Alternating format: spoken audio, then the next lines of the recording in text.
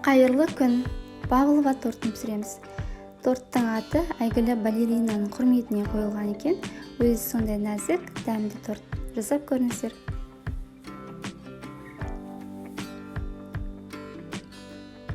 Ол үшін бізге 4 жұмыртқаның ағы, лимон шырыны, крахмал, тұз және қант қажет болады. Алдымен құрғақ ыдысымызға белоктарымызды бөліп салып аламыз және миксермен көпіргенше араластырамыз.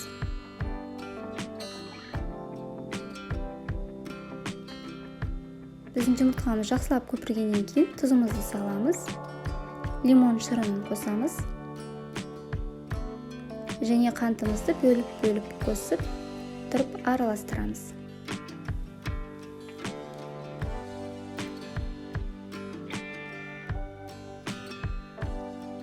Соңынан крахмалымызды қосамыз және жақсылап араластырамыз.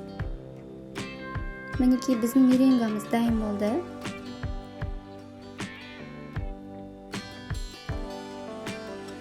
Және осы массамызды ыдысымызға салып аламыз да формасын келтіріп әдемілеп жайып шығамыз.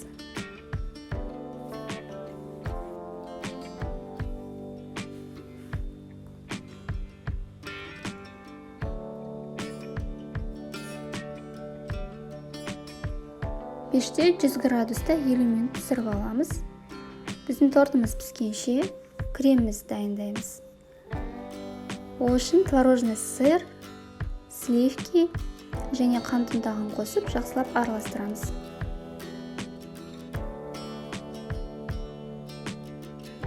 Креміміз дайын болды. Біздің тортымыз да пісті. Тортымыздың ортаңғы бөлігін осылайынан тесіп, беткі қабатын алып аламыз.